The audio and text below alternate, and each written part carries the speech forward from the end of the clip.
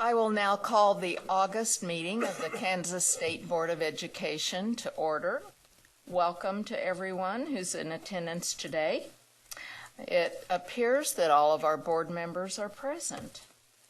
So I would like to read the mission of the Kansas State Board of Education: to prepare Kansas students for lifelong success through rigorous quality academic instruction, career training, and character development according to each student's gifts and talents.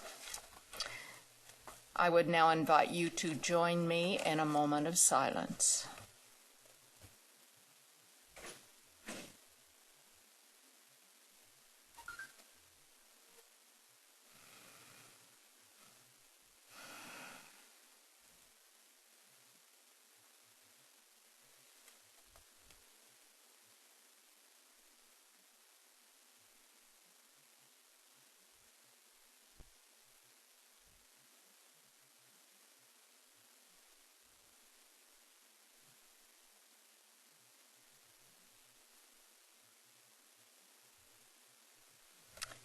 Thank you. We'll now stand for the Pledge of Allegiance.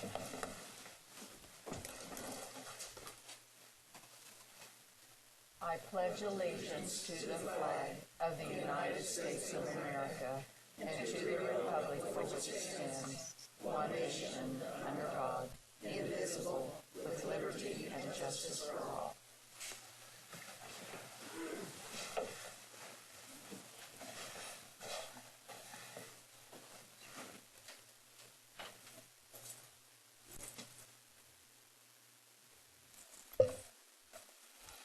Our first item on our agenda is to approve the agenda for today. Do I hear a motion to that effect? Moved by Sally Cobble, seconded by Dina Horst. All in favor, raise your right hand. 10-0. We now need to approve our July minutes. I would entertain a motion. Moved by Dina Horst. Is there a second? Seconded by Steve Roberts.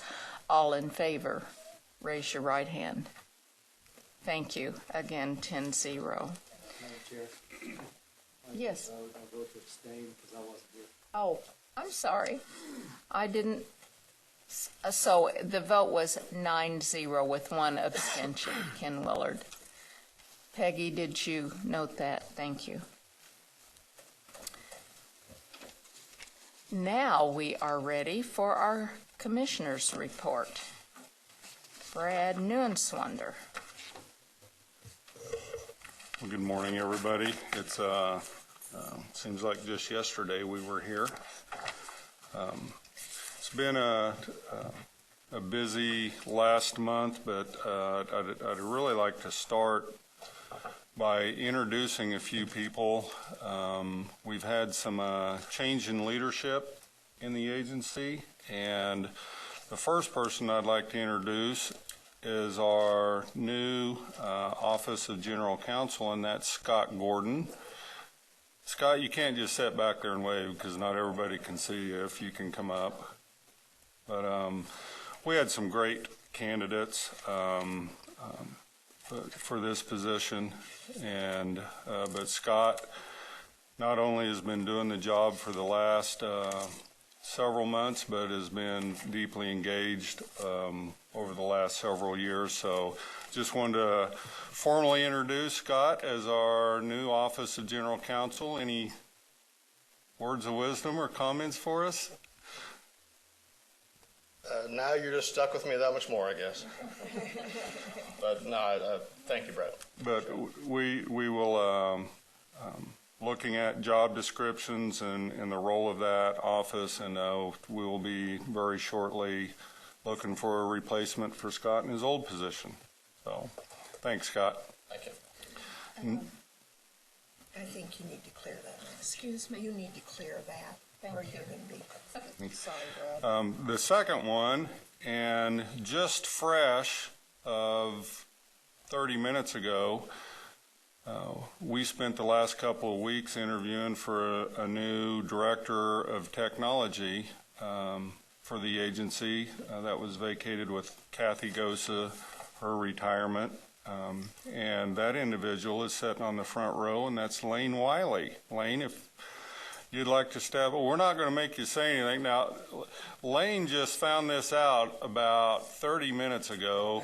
We finished our interviews yesterday at 5 o'clock, and I will say, again, we had some extraordinary candidates for this, but it was the consensus of the group that Lane has been working here for how many years now? I've only been here about 14 months. 14 months. That's you're talking baby terms, so that's right. a year and 2 months to me. But Lane was instrumental in helping this agency move from one building to the other, and the whole technology infrastructure and all that. And he did a fabulous job, and he's just got some great leadership skills, great background, and we're proud to have him as our new director of technology. Nice to meet you. I did want to say that Mr. Dennis didn't tell me to wear a tie today, so I'm going to hold that against him. Next time you see me, I will have a tie, I promise. Thank you all very much. Well, he showed up this morning just to get right back into the server room and everything else that he does on a daily basis. So, Lane, we're glad to have you on board leading our technology team.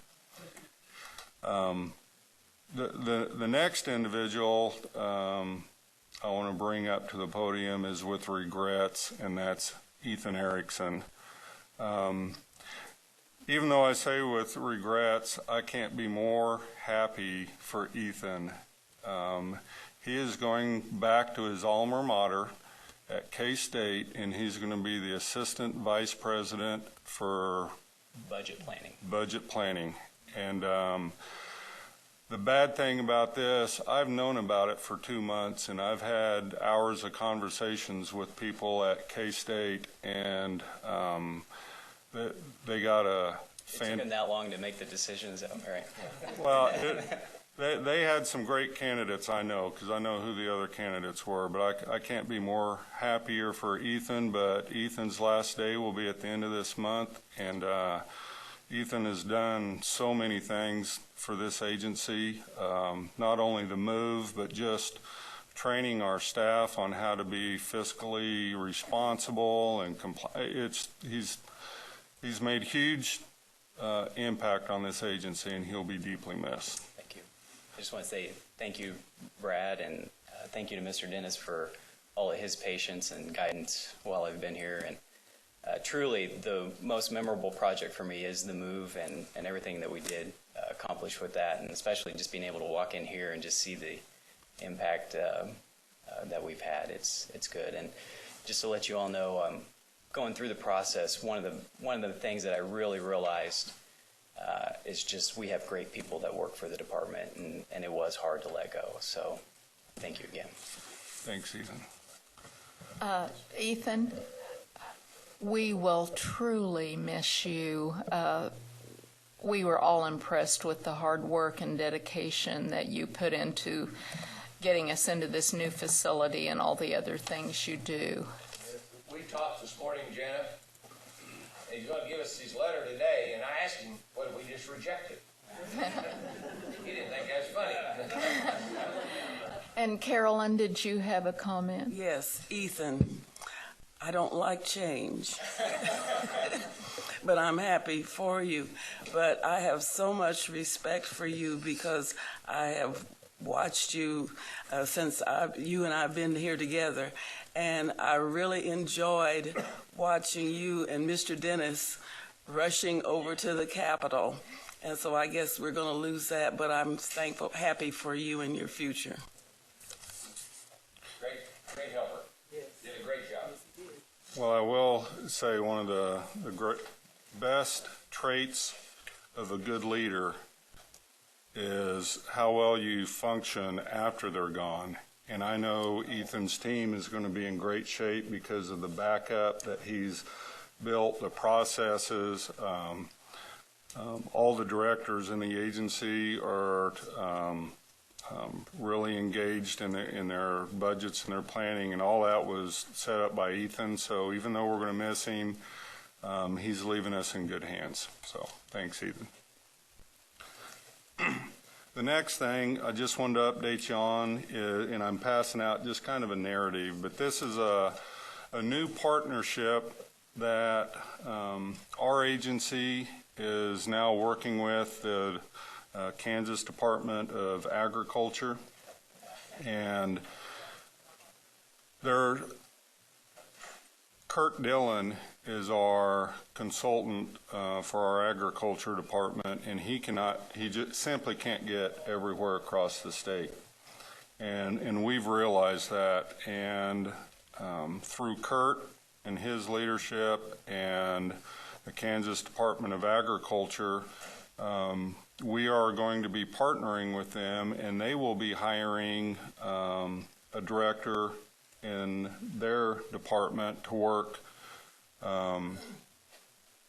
side by side with Kurt to try to provide more training, more emphasis on growing our agriculture program across Kansas. So I just wanted to give you this. We're working on a memorandum of understanding with the Department of Agriculture, but it is truly going to more than double our capacity to be able to provide supports, trainings to teachers across the state, awareness to school districts.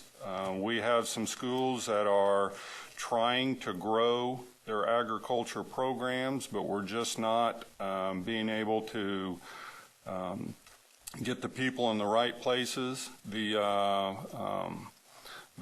licensure regulation change that this board put through in the area of career and tech ed is going to be extremely beneficial to these to us and Department of Agriculture of getting highly skilled people out in our communities in classrooms where we have a shortage. And with this partnership, I think it's just going to deeply increase the awareness and the support for agriculture in Kansas. So I just wanted to give you a little update on that, and it's still in the process. But they will, Kurt will be working a lot more closer with them. On another topic, yesterday, the Closing the Achievement Gap Task Force met. We started really digging a little deeper into reviewing what our data is telling us about not only where are our gaps, what are some of the leading causes, where are we seeing the gaps starting, even into the early childhood, and we will be pulling together a larger group of people to join that gap task force to really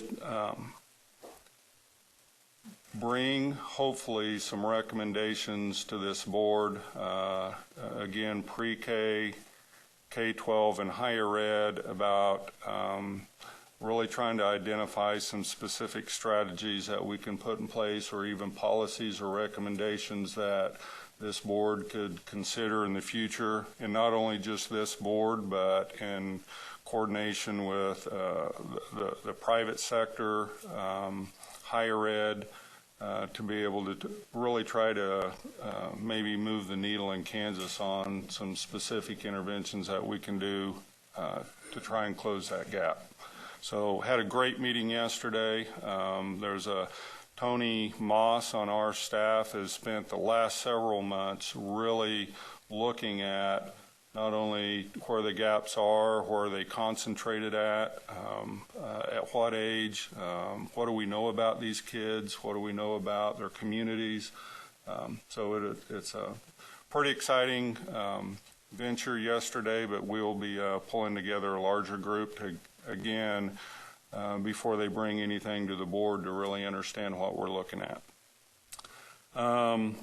The last thing I just wanted to update the board on, and that is next Tuesday, the Coordinating Council That's myself and Kathy and Sally, and then, of course, Andy Tompkins and 2 of his board members will be meeting. And the main topic of that one will be trying to set the agenda or the task of trying to bring pre-K through higher ed together to set some common goals.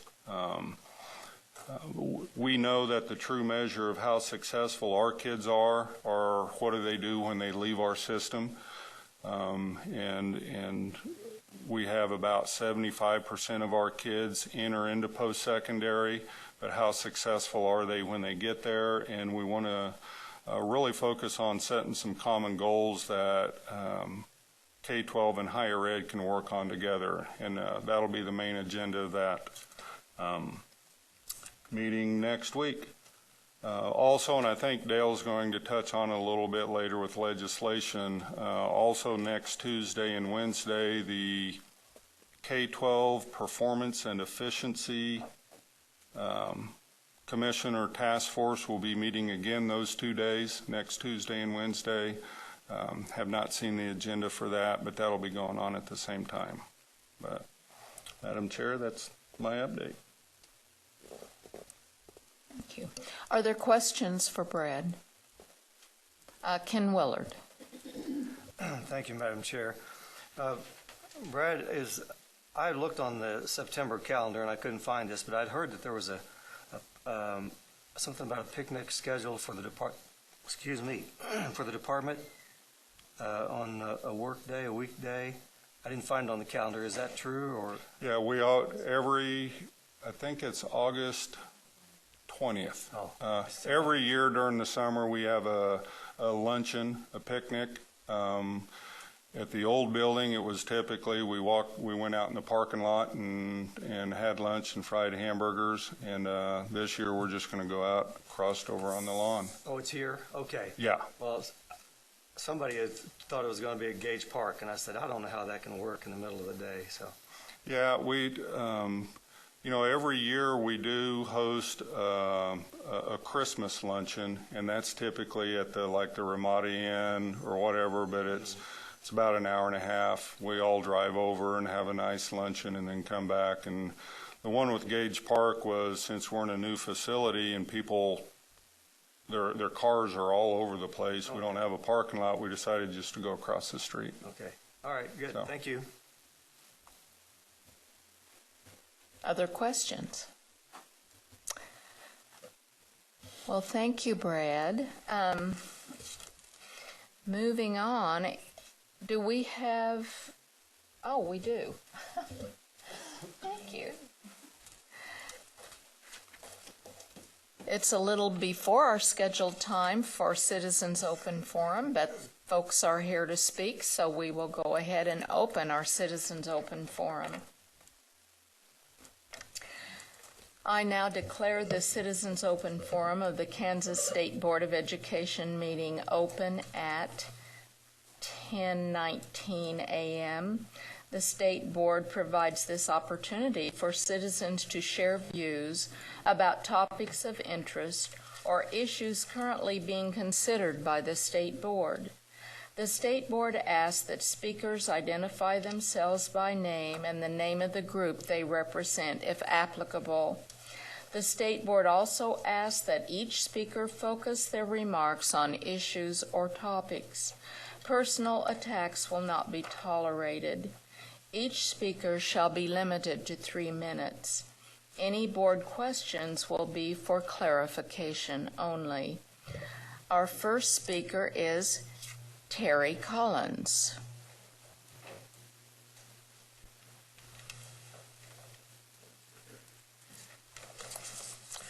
Well, first of all, I'd like to thank you for this opportunity to speak to you today. Do I need to get closer? Is it working? Is that on?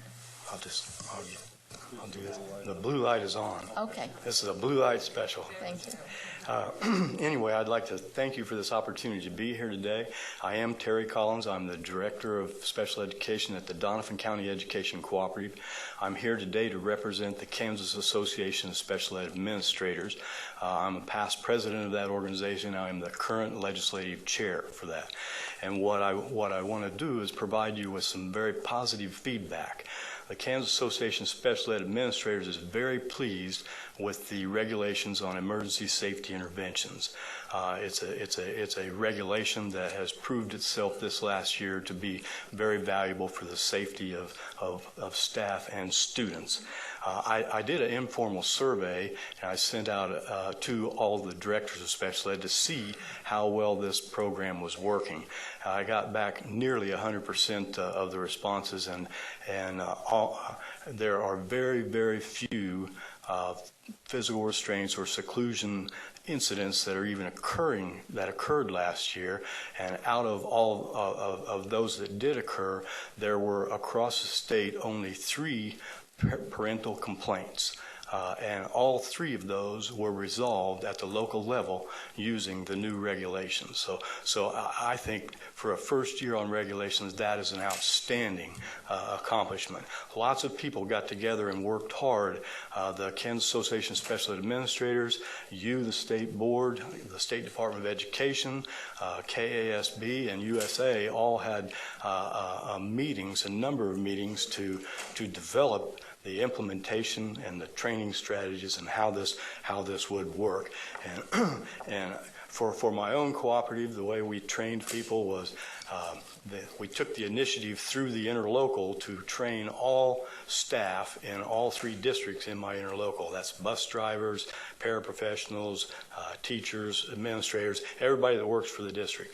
And we got together on scheduled in-service days for each district. My team went in and we provided training for all individuals. We utilized information from the technical assistance website through KSDE, and 1 minute remaining. Oh my. Anyway, the training, we did a lot of training, and then for everybody, then we did individual training for crisis intervention teams within the building, so we trained them in actual MANT training for restraint. I've got less than a minute remaining, so what I want to do is just go to the end. I've got 4 points that I want to make to you. One is that I want to thank you all for the development of this regulation. It has proved itself to work for all staff and students in the state. I want you to understand that training is ongoing on ESI, and that Casey supports the KSD amendments to the regulations. Casey is opposed to the DRC proposal, and Casey would volunteer to work to facilitate any accurate communication that needs to occur. We'll work with you in any capacity that you choose. Once again, thank you very much. Thank you. Our next speaker is Steve Roberts.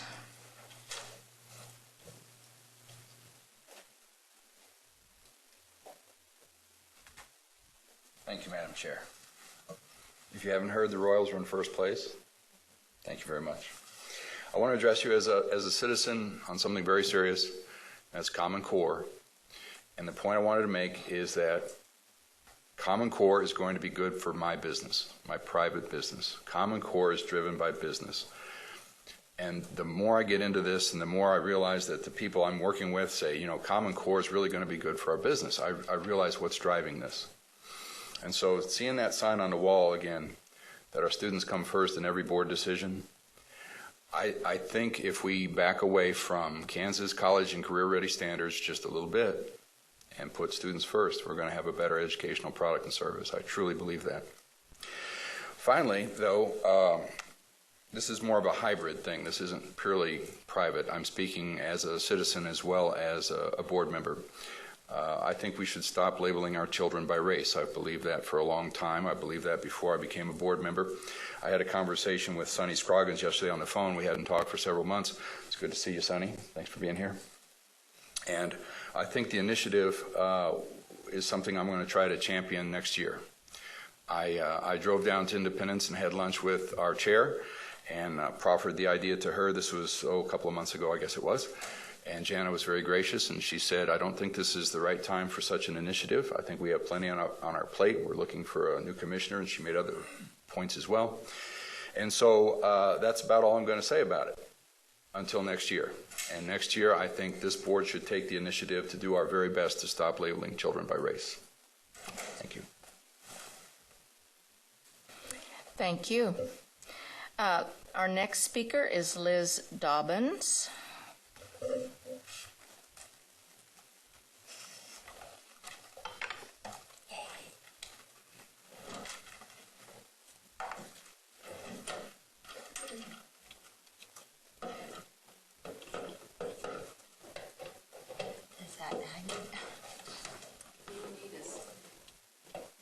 You need assistance? I think I'm fine now. Okay. Thank you. Thank you, Madam Chairman, for allowing me to come to open forum. My name is Liz Dobbins, and I'm here to represent our state organization for physical education and recreation, the state of Kansas. And I also represent the University of Kansas, as where I have taught for many years. This is ending my 39th year of teaching, and I've had fun working with many, many kids. This is being... I'm sorry. We're being audio streamed, so Sorry. if you could speak into the mic. All right, so I will hopefully cover what I need to do in 3 minutes with you, so be ready to move here in a minute. So you'll be doing some activity. I have a handout for you to just so that you can take with you, and I guess they said somebody would help do this. You have 2 pages, and I'm going to be presenting on brain basics. Very excited because current research is on physical activity in the classroom based on promoting academic performance. And I can honestly tell you, as a teacher at the higher ed and also a teacher that has gone through pre-K all the way up through high school and higher ed, I have believed this since 1975, since I graduated from KU. So,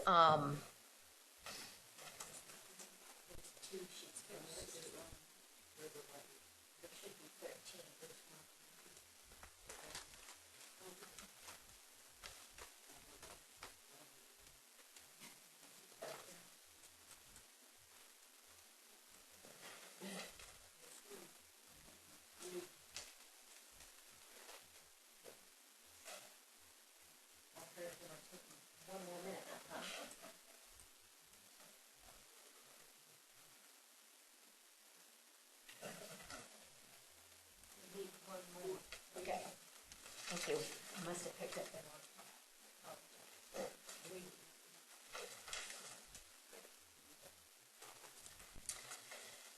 Thank you. I must have picked up the wrong pile. Our Brain Basics is really promoted on, I have 2 sheets to share with you real quickly. Dr. King, who is the head of the department of the University of Kansas, and I have taught together, and she and I kind of have been working on this and developing this. Physical activity in the classroom is on a cutting edge with success with academic performance. So briefly, a little basic neurological information for you. Something pretty simple that you know what a brain looks like. Simply, I'm looking at a neuron and a brain cell and how the impulses are sent from one neuron to a next neuron. In doing so, through physical activity, this is helping promote that. An axon sends out chemicals called neurotransmitters. We actually develop and create more dendrites for the more learning process as we do performing physical activity.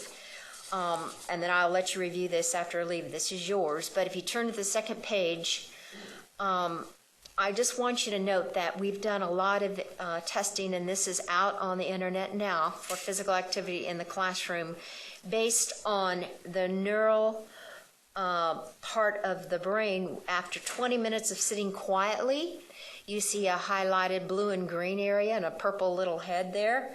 And then on the second right, You see a student after 20 minutes of walking, just simple walking, how all our neurons and dendrites and everything have just been excited. So you see a little bit more chance for promoting academic learning. I teach a class at the University of Kansas. In fact, I've had Penny's daughter in my class, first-year teacher. So I hope she takes physical activity in the classroom.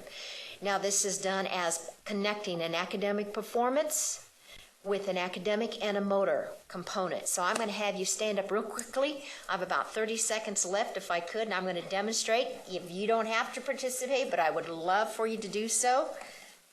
And I'm going to have you do a physical activity of exactly what I teach in my higher ed classroom. So I'm going to have you, sorry, you're being streamed. I'm going to have you jump out the answer to my question. Okay, that's all we're going to do. And if you have heels on, that's fine. You don't have to jump. So the reason we do jumping is it promotes the higher heart rate. So jumping is the exercise, the activity a lot that we go with. So I'm just going to do something pretty quickly because I don't have a lot of fun stuff that's I know a lot of the classroom teachers will make up. So here's my academic performance today in your academic learning and in your motor component. Okay, I want you to see if you can spell out the word Kansas. So it starts with a capital K and it ends. So you need to jump that. So you would be K, A. Okay, so you don't have to jump, but there you go. I'm going to turn the music on, and then I'm going to see if you can jump out the word Kansas.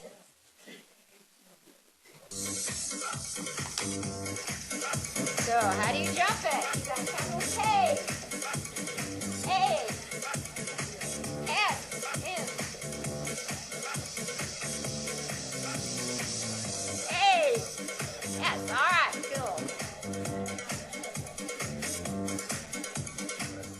All right. I realize my 3 minutes is up, but we do a lot of academic performance and enhancement through music and through the idea that it promotes academic awareness and engages the students and engages the learning. And I will tell you, when I first walked in and I heard your address at the very beginning about a common goal between preschool and higher ed, this is a very good common goal because your academic performance is where you're headed for. All right, thank you very much. Thank you for letting me come.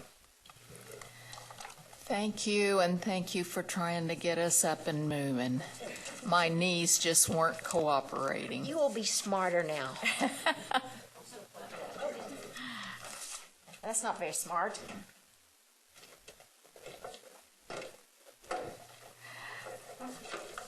And our next speaker will be Tom Krebs. We'll give a minute to get equipment. Give Liz a minute to move her stuff. Thank you, Liz. Well, I made an impression.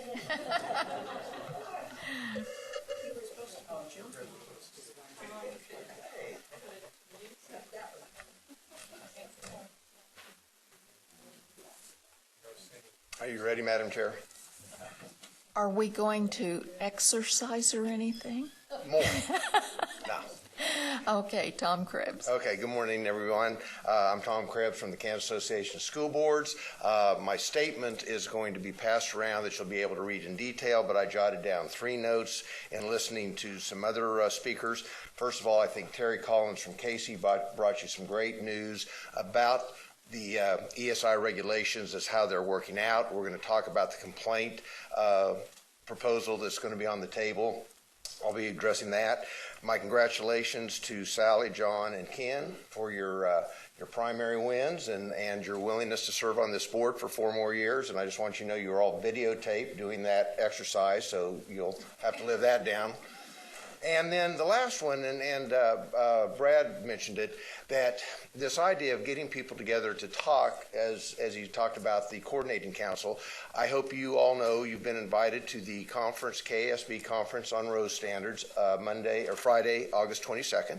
And we have a great crowd coming. We have board members. We have people from all the major educational organizations. Tammy Bertles and PTA is going to be there. We've got a great group of people to talk about how the road standards are going to work with proposals from K-12 world, the early childhood world. We have Janice Smith coming from the Kansas Children's Cabinet. We have Brad coming from K-12, and we have Andy coming from KBOR to talk about how the road standards are going to affect the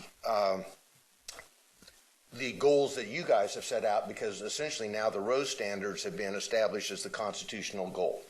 So with that, I appreciate the opportunity to be here and talk about emergency safety intervention regulations. The first thing I want to make clear is we support, I believe, your next agenda item. You're going to vote on the exempting of law enforcement officers. We think that brings a great deal of clarity to our members. We have many members who use law enforcement officers. We have a few that don't. So this makes it very clear what the law enforcement officer situation is with regard to ESI. The thing that we want to point out is the two proposals that have been forwarded, one from the State Department of Education, one from the Disability Rights Center. We very much support the one that KSDE has put together. I think that, again, what Terry said, the need for a complaint procedure seemingly is relatively small, that given that the three ones that were brought forward were addressed locally, we think that's appropriate, but we don't have a problem with the complaint process being developed, but we do have some suggestions, and I will let you read them in detail. But I think the two that I want to point out is, one, we think could be some improvements on the timeline, and then the other one is that the ability for organizations to bring a complaint, we think that's inappropriate. We think parents ought to be able to bring a complaint, parents and guardians, but not an outside organization actually bring a complaint. We certainly feel that the outside organization can work with parents in working with the district, but we think that's inappropriate. And I would just say this, that we think that the final solution for the proceedings is simply fix the problem through technical assistance. We aren't interested in seeing more legal proceedings as a result of just more trying to hold people, punish people. So with that, my time is up.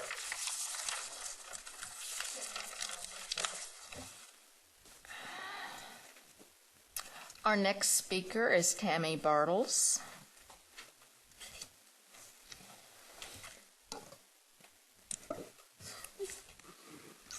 Hello, I'm Tammy Bartles, president of Kansas PTA. It's good to see all of you again. I've been away a few months. I have a couple of things to share with you today. The first thing is National PTA last year rebooted their Schools of Excellence program, and earlier this week they announced the first winners. They had 169 schools in 30 PTA congresses named National PTA Schools of Excellence. To be a School of Excellence, the school had to partner with their parent-teacher association, register for the program, complete a parent-school scan that was then submitted to National PTA, and they were provided an individualized program on how they could fully implement the national standards for parent and school partnership. And then they had time to work on that plan, and then they completed their application to be accepted as a School of Excellence. I'm happy to say we had 6 schools in Kansas be named National PTA Schools of Excellence. They're Comanche Elementary in Overland Park, Francis Willard Elementary in Kansas City, Oak Grove Elementary in Kansas City, Shawnee Mission East High School in Leawood, Shawnee Mission North High School in Merriam, and Shawnee Mission South High School. I guess that's the president's address. They're all Shawnee Mission schools. Shawnee Mission South High School. So we're very excited to have 6 schools in Kansas. We, percentage-wise, to our PTA population, we are one of the largest participant states, so we were very excited about that. And we'll be sending out information in the near future about celebration plans and public relations information and everything. So each school will get a kit for their celebration, including a banner, because schools love banners, and we'll get one at the state level to help them celebrate as well. The second thing I had to share with you real quick is PTA partnered with the Hunt Institute. In May, I went to Kentucky along with several other people, and we filmed videos on Common Core. They interviewed parents, they interviewed PTA leaders, they interviewed teachers who are working in the classroom, they interviewed students who are participating in classrooms, and they interviewed legislators and governors who all support Common Core. And the Hunt Institute put together a toolkit for every state, and they included flash drives, and I've got one for the board and one for Brad for the department. So all of the videos are on here. There's like 3 full-length videos. There's 15 vignettes, I think, that really just cover tons of information, as well as a toolkit.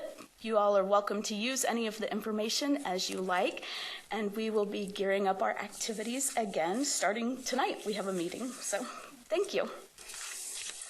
Thank you. Our last speaker is Rocky Nichols.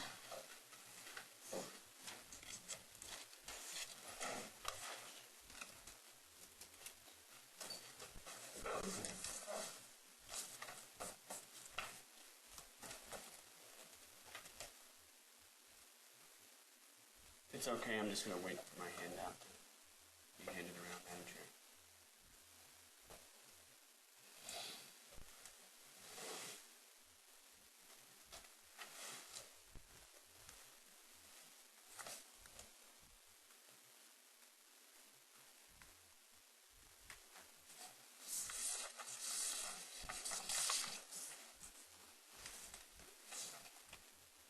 Thank you, Madam Chair and members of the board. We want to thank you for your efforts to work to develop an ESI appeals process. We do want to bring to your attention, as was noted before, that KSD staff members have developed a new draft of the appeals process that we believe does not carry out the wishes of the board, and we want to talk to you about that. Specifically, we want to because this issue, SEAC is going to be discussing this issue, and SEAC members specifically asked to have their meeting set after this board meets so that they can get your input and your direction on what you expect from an appeals process to be. Because after all, they're an advisory committee. They're not generally attorneys or policymakers and don't write laws or regs. You all do. And they're looking for your input. We urge the board to provide some guidance that appeals process needs to include the most important and components of an independent complaint process for parents, the actual ability to file a complaint if your son or daughter is actually injured, or if seclusion restraint is used against your son or daughter inappropriately in violation of the regs. You can't file that complaint under the latest draft appeals process.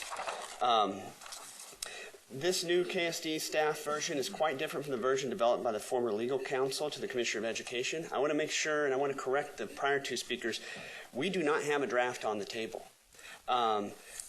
In my testimony, you'll see option 1. This was a complaint process drafted by the former legal counsel for KSDE. We compromised with the legal counsel and provided input on it, but I can tell you this is not our draft. Our draft would have been stronger. We think this is sufficient, but for someone to say that the DRC has a draft on that, we don't. We can accept option 1 because we think it does what parents want. Option 2, which is the latest draft done by KSDE staff, fails to provide parents and students with the ability to file a complaint for violations of the standards of the regulations. That means if a student is subject to seclusion or restraint in a way that violates the regs, the parents are powerless. They can't even appeal that as a violation. For example, thankfully, the regs prohibit the use of restraint that restricts breathing. But let's say you're a parent of a student who was restrained in one of these prohibited holds, and it restricted your child's breathing. Under this proposal, option 2, you could not even appeal that dangerous and improper use of restraint. It also fails to provide the proper tools for KSDE to enforce it. By way of comparison, we think that the former legal counsel's version does. You might be asking yourself, What does option 2 allow a parent to appeal?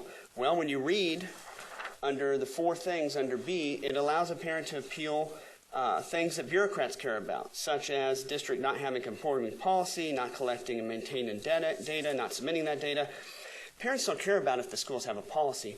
Parents care about whether or not the regulation has been followed and whether or not seclusion and restraint has been used in a way that is inappropriate.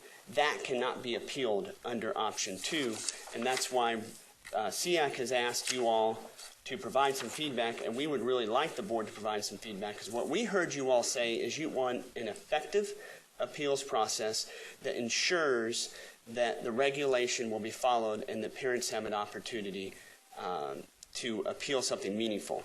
And the current latest draft doesn't do that. Thank you for your time. Thank you. The State Board's open forum is closed at 10:45 a.m. We would like to thank our speakers for sharing their views with the board. The State Board will determine if any of the issues should be addressed as an agenda item at a future meeting.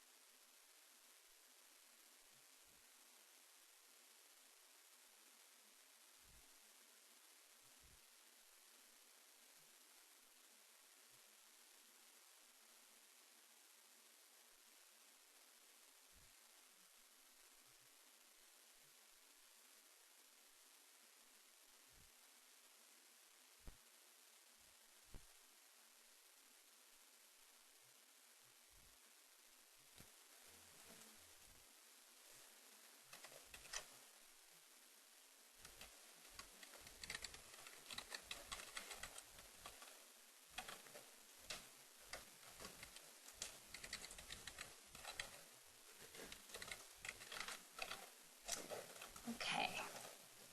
I am failing the first piece of this. Let me see. Ah, thank you.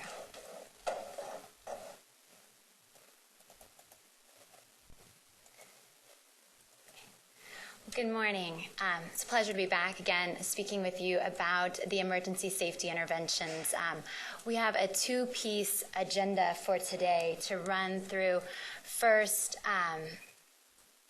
the certified law enforcement exemption, the possibility of approving that.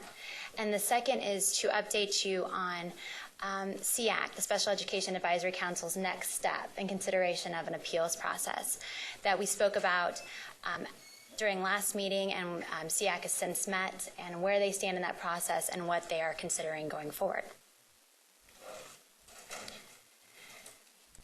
So as an update or kind of an overview of how we got to this place first with the certified law enforcement exemption. This is a process, and this outlines the process that SEAC took in consideration of bringing this proposed exemption to the regulations to you last month for consideration. You can see that this process really started back in September 2013. And if you remember that the regulations went into place in April of 2013. So though they went into place, they went into effect, and as folks began implementing it, going back to school at the beginning of last school year, they realized really early on that there was a direct conflict between law enforcement, the certified law enforcement officers working in the schools, and the emergency safety interventions, which did not exempt them from that. And so began having these conversations back in September. And just moving through this timeline, you can see the different meetings that were held. And all this time, it was a back and forth dialogue with SEAC, because they are an advisory council, as it was just pointed out by our last speaker, but they are an advisory council that is very knowledgeable about the emergency safety intervention regulations. If you remember, they really did spearhead the drafting of the original ESI regulations of bringing together different stakeholders. And so they are who we worked through for this proposed exemption to the regulations. They had a demonstration by USD 501's Chief of Police, Ron Brown, came in, did some demonstrations, explained why this exemption was necessary. The ability to effectuate arrest really is what that certified law enforcement piece stems from. And that was really the core of the testimony last month from Brian Wilson, who's the chair of SEAC, when he came to you and proposed or brought forth what SEAC would consider a proposal for an exemption for certified law enforcement officers. And so then we go through this, and then last month you can see that reflected in July 2014. So we stand before you today to determine if you would like to take action on an exemption for certified law enforcement officers for the emergency safety intervention regulations. We have prepared a draft motion for your consideration. I would suggest removal of. I did not catch it in this version, but that the board would move to approve a Part 3 to the regulations that would exempt certified law enforcement officers.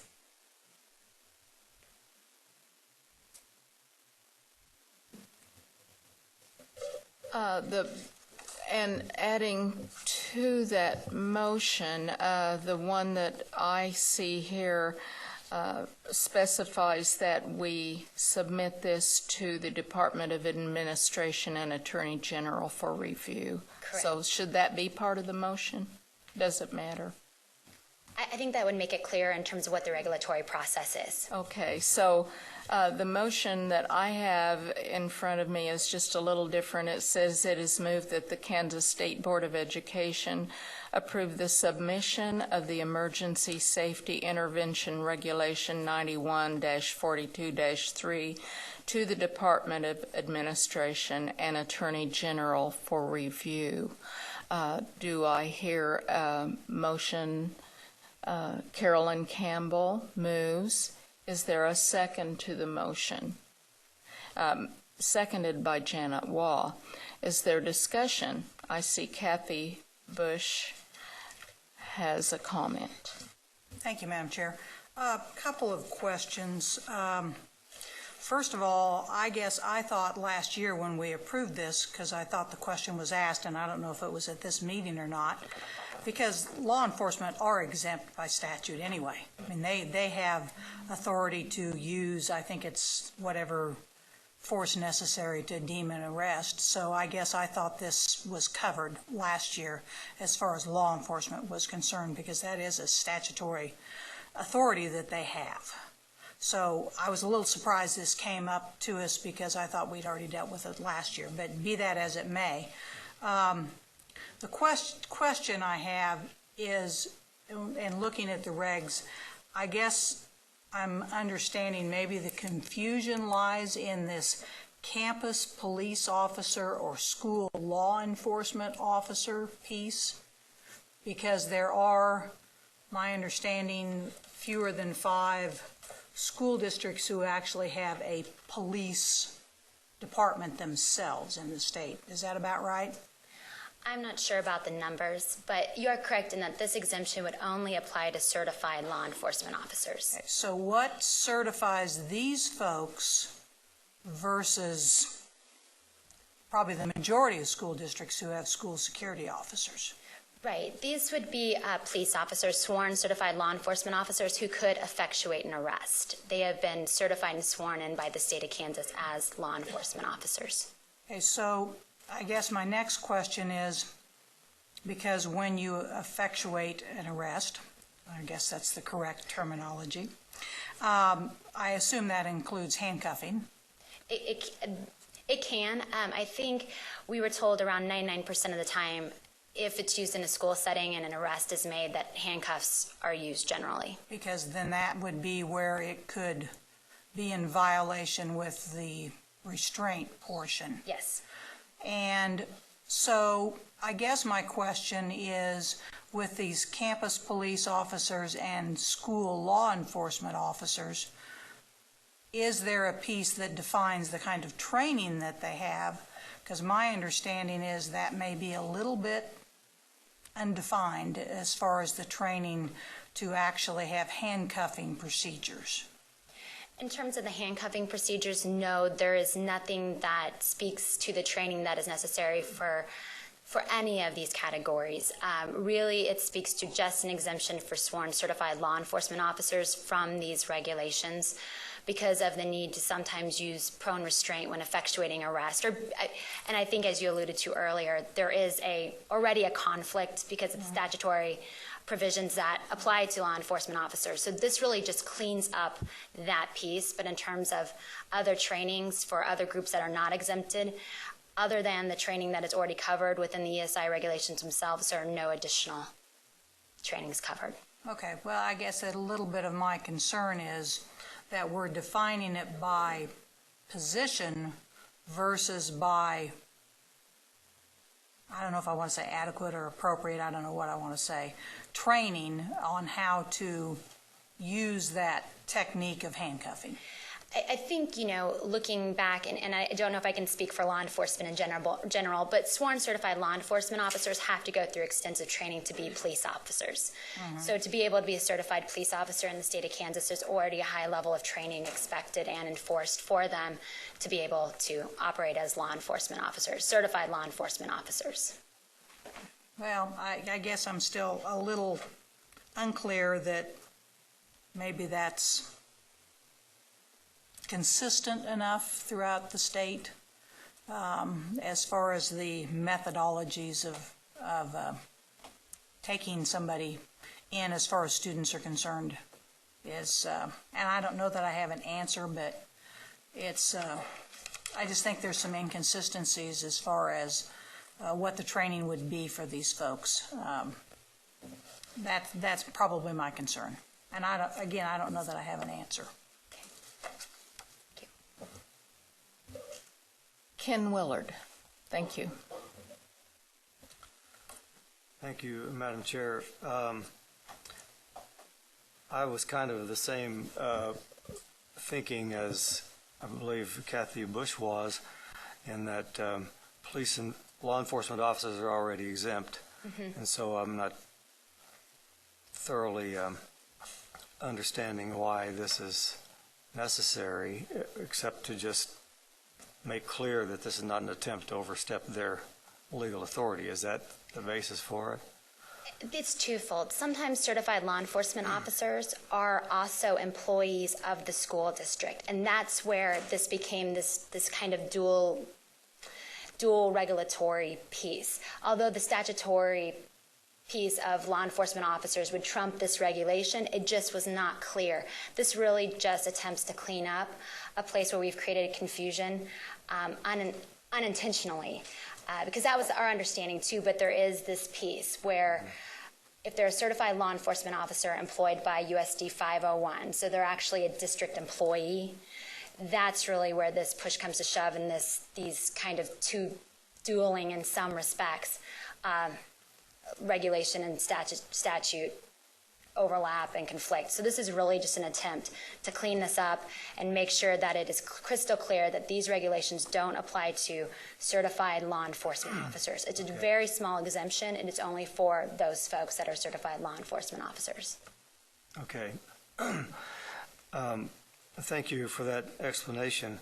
While this is not a future date, which was mentioned earlier, to discuss the issues that were brought to us during the open forum, it might be an appropriate time to have a discussion about that as well.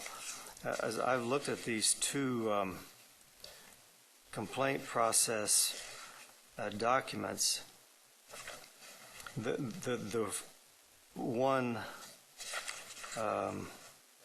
of them clearly does what I thought that I and other board members had stipulated in our discussion, and that was that there be a complaint process available to parents who felt like their student had been violated. Ken, if I could interrupt, we do have a motion on the floor, so we'll have time to discuss this other issue after we vote on our motion, if you don't mind. Well, can you hold that thought or not? I can hold it, and I'll just make one comment, and then we'll do whatever the board wishes to do. Yeah. And that is that I thought that since this is all part of one piece that we're trying to get approved by the Department of Administration, or sending to the Department of Administration, I'm wondering if it might be advisable to send to both at one time rather than in two separate movements. So that's where I was headed. I haven't gotten there yet. But I don't have any real objection to this piece that's in front of us today, but I really would like a further discussion on this other piece as well, since it was brought to us today. And that's the issue in my mind. We were just handed this other information. We haven't really had time to look at that or have a discussion about it, which I think we need to do. I would like to go ahead and discuss specifically the motion, and then we'll come back to that other issue.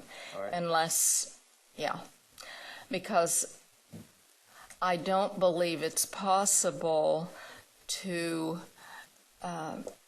go ahead and include the other piece of this in what we're trying to address right now, because we haven't done had the background information. And Brad, you might have a comment. I might be able to add, about last April, May, Diane, General Counsel, myself, SEAC, since these are two different related pieces of the regs, they didn't want to hold this one up in the process, go ahead and send it through while they were working on the other one. So that's why it's two different ones, because they're related totally differently to the regs themselves. Okay. And Ken, I do apologize for interrupting you. I didn't mean to. I just thought we were going off in a direction that was not consistent with the motion on the floor. Okay, well, that was not my intent, and I'm not offended. So. Okay. John Bacon. Thank you. Well, my thinking was I haven't had a chance to talk to the Department of Administration or the Attorney General, either one, but my preference would be to see if you're going to amend a reg, bring the amendments forward so we can look at it together instead of piecemealing this. I just think it's in consideration of their time that we do it that way. And I think this is, I don't know if anybody talked to them and that's their preference, but Brad, I think these are both related to the same regulation, seclusion and restraint. Let's look at it together instead of this piecemeal that you're wanting to do. So that's what I'm thinking.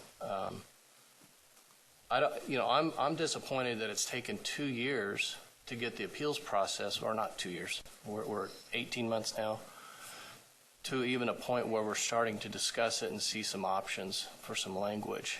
So, I don't know, in my mind, it wouldn't be that big a deal to put this other off if the law enforcement already has it excluded from this regulation anyway, because they're sworn. I don't see the point why we couldn't hold off a month or two until we get this other proposed language in front of us, submit it all together as an amendment to our seclusion and restraint regulation. Makes sense to me. If I may advocate a little bit on behalf of the field, I'll say this piece really came from the field. The field is having a difficult time with the certified law enforcement piece. This was something in early discussions, like I said, it really arose as they worked through implementing it, that there was this confusion and they just wanted some clarity. And so it still took us some time to work through the process and make sure we covered all the bases and spoke with all the appropriate stakeholders to make sure that this exemption really did what it was proposing to do. But this was brought to us by the field, if that would weigh into your decision about acting on this today.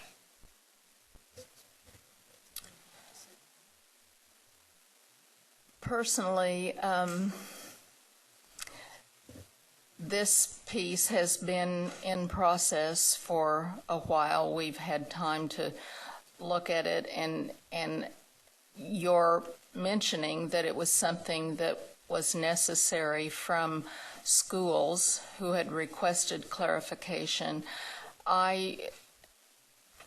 John, I think your comments are very well taken, but we are at a point now where this part of it is ready for a vote.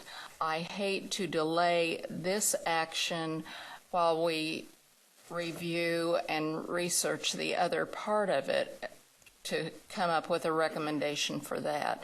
So I personally would prefer to go ahead and vote on the motion that we have on the floor now rather than delay it.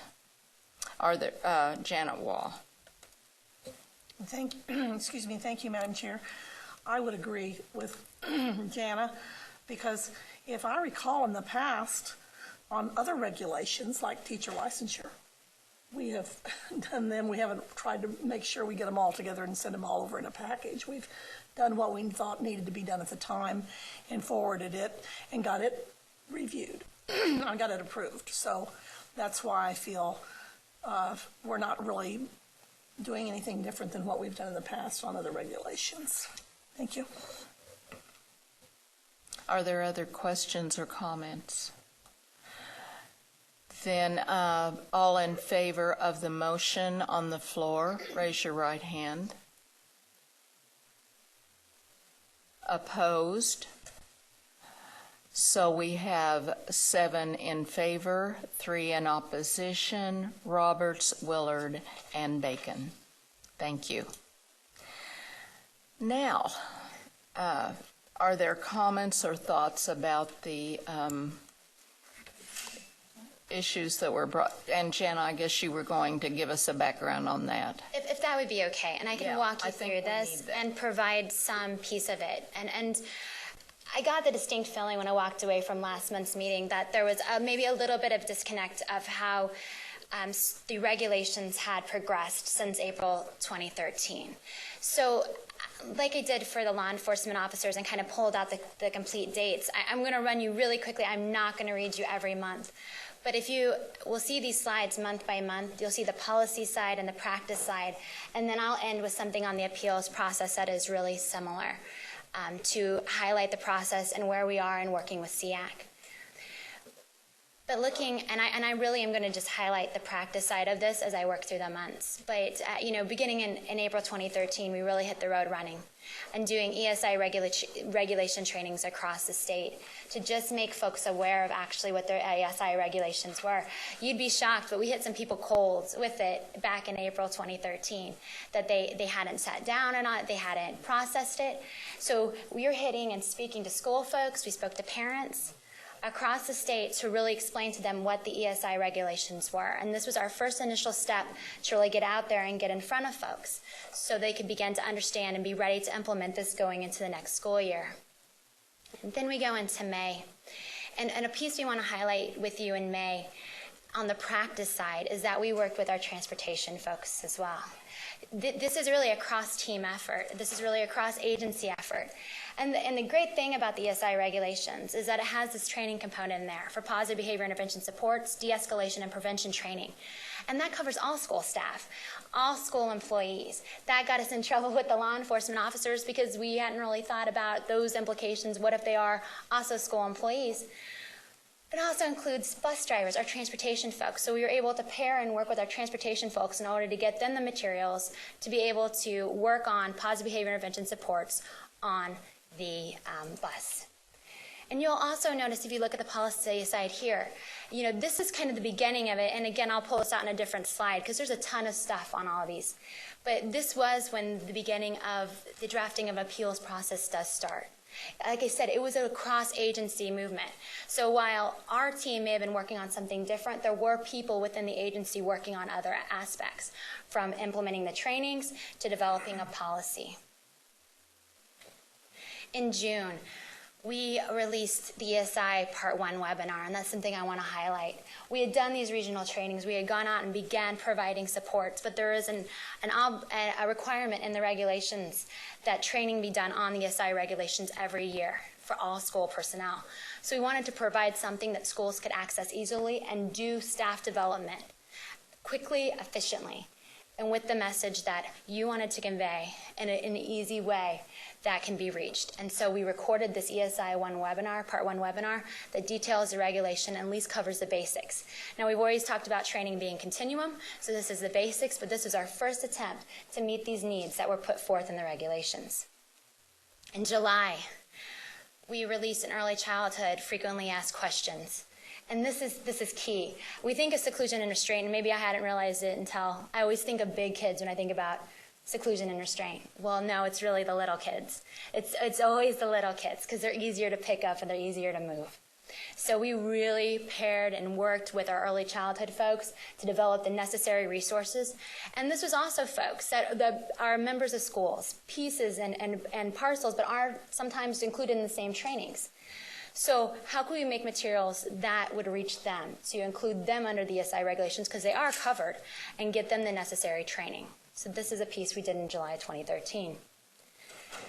In August 2013, we released ESI Part 2, and this takes it the next level. It was taking folks to just beyond that basic knowledge of what the ESI regulations are, but into these next components.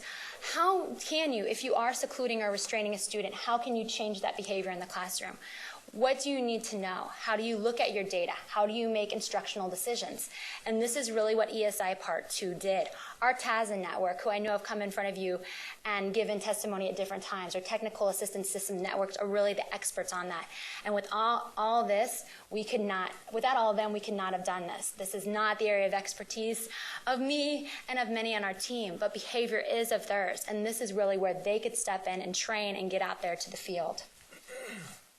September 2013, the CHAMPS regional trainings. And Dr. Randy Sprick came out and did trainings across the state. And CHAMPS is some basic classroom management, positive behavior intervention supports, but it's so meaningful. These were free trainings offered across the state, and it was 2 times in a follow-up. And I just want to tell you one student story, if I can, for a second about this, because it chokes me up, so I'll try not to get choked up about this one. But we had teachers come to this that had, for a while, maybe not received some training, and veteran teachers going back to receive some additional classroom management, positive behavior intervention supports. And she writes Dr. Sprick after this training. She learned a new skill, and she went back and applied it. And she had a little boy, because of his behaviors, who didn't have any friends, sat alone at lunch. She learned a new skill. She went back and did it. The little boy now doesn't sit alone at lunch. Little boy has a best friend. And to me, you changed a kid's life, and that is so meaningful. And that is the power of the ESI regulations, is this power for positive behavior intervention supports, prevention, and de-escalation. I got soft since I'm a mom on these things, but I think that's an important story to tell you, that these all have faces behind it and stories behind it, and this is really cool things happening on the practice side. October. Parents are key. We present at parent leadership conferences. We present, work with our parent partners, Families Together, KPERC. They need to know about the regulations. As I said last month, I'm not sure if knowing that we got 1 complaint was good or not. Terry Collins presented masterfully on that we got 3 complaints. We can always do a better job, though, of making sure that parents are aware of the dispute resolution that is in the ESI regulations. And this is something we take seriously because parents are a huge stakeholder in this. SEAC has said that from the beginning, and we echo it and believe it, and we present it at conferences across the state. November, again, early childhood, safety first trainings. That's really a baby version of the MANT training, but it's appropriate for younger learners, early childhood. If you're going to use seclusion or restraint with an early learner, what does it look like? And Safety First is the best at it. And we have great technical assistance providers that go out and provide this training at free or no cost across the state as well to work with those folks. December, we did the ESI on-site visits. We did one in Salina and we did one at Lake Mary. Different purposes. One we were invited out to see how we could help implement the regulation, and the other one was very much struggling on implementing the regulations. And this was a talk. If you remember that, we had those 2 specialty schools that were having a lot of trouble with the ESI regulations, specifically the prohibited forms of restraint, prone and supine. We made it our goal and our effort to work with those schools. We went on site multiple times. We worked with their teams multiple times to be able to get them to a place that they now are fully implementing the regulations. And we're providing them additional support as they move into the school year. But we do go on site, especially when we know violations of the regulations are occurring. January 2014, again, this just shows, statewide, regional trainings, keeping it at the same level, making sure that support's out there, hitting folks where they need the support the most. And these are just the trainings on early childhood across the state. February is when we started the de-escalation training. As I said, there's three kind of components of the training provision. There's positive behavior intervention supports, prevention, and de-escalation. And we are so fortunate to partner with Dr. Jeff Colvin out of the University of Oregon to be able to deliver this de-escalation training. And we have TAS and folks and providers that are able to do that and do that masterfully. And this was the first piece. This was actually, this was in response to what the field had asked for. This is a great example of how, as these regulations progressed over the last year, we were able to respond to their training needs, that they wanted to do better, to make better outcomes for students, all around behavior, to prevent or reduce or eliminate the need for the use of seclusion and restraint. March 2014, the two specialty schools are up here, and I want to highlight, again, we worked on them for compliance action planning. How can we bring you into compliance with ESI regulations? You're using prohibited forms of restraint. How can we work with you? Training, technical assistance, conversations. And we're at a really good place with both of these schools now. And we're excited for where it's going. They're both engaging in KLN visits this school year to look at education as a whole. De-escalation training in April 14, and this is really when it went on the road across the state. You see the follow-ups from different trainings, early childhood training, all of these things going on to support the practice of it. In May 2014, this is just an example.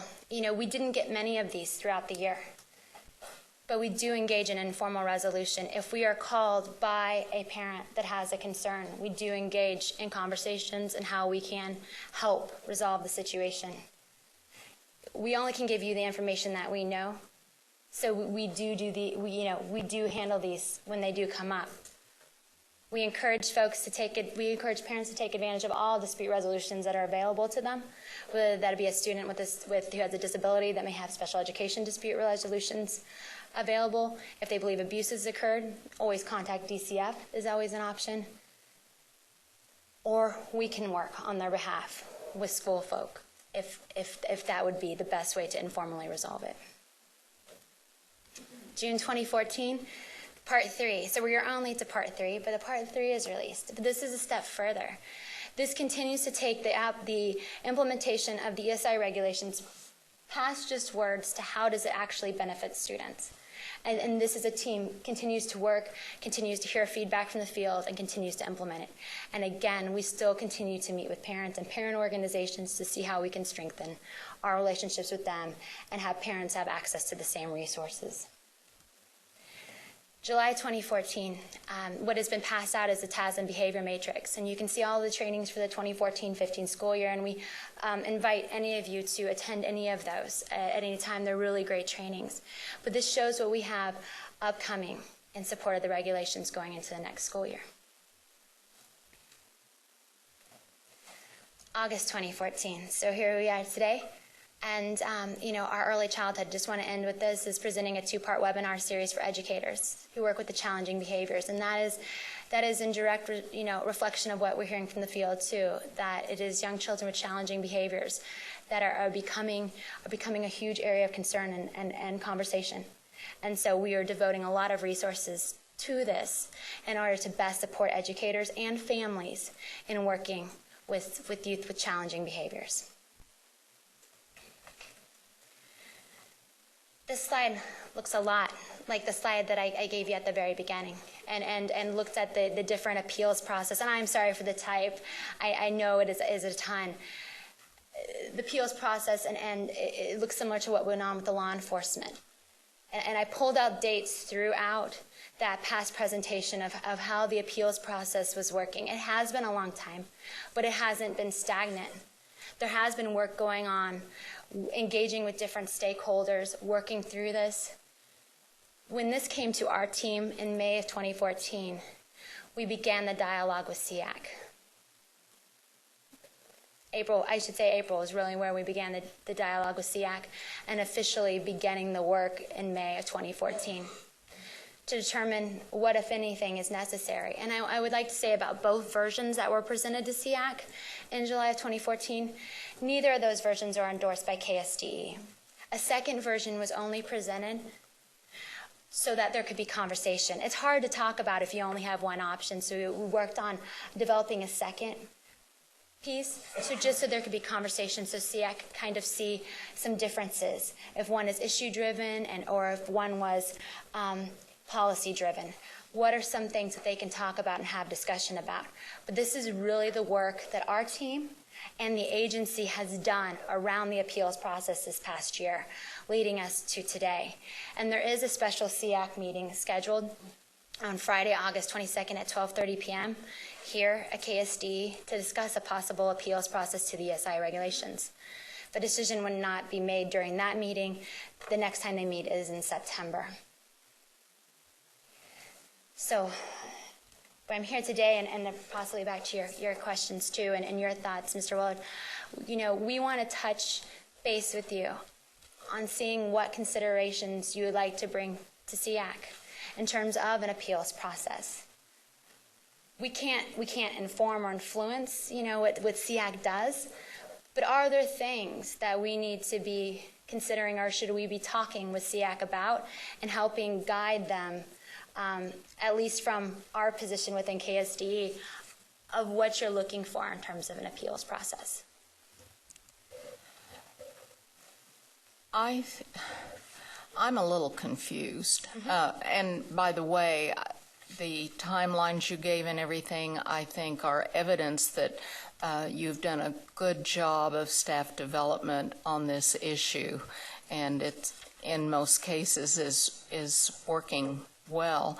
But you mentioned that neither of the options that had been presented to SEAC were approved or acceptable or whatever with the department.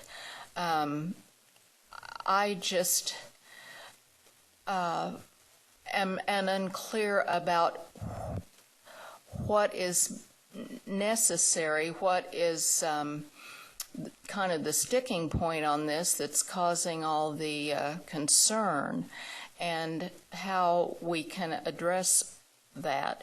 Maybe other board members have a better understanding of the whole issue than I do, but when I'm handed information at a board meeting and haven't really had time to see it or digest it or understand it, I don't feel that I can even discuss it very appropriately. So are there other board members that have some specific concerns or suggestions? Carolyn Campbell.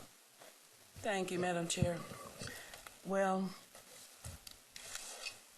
it was April of 2013 that I had the problem with the parent who had concerns about an appeal process, and what I didn't like about that was when it was resolved, the family was never contacted.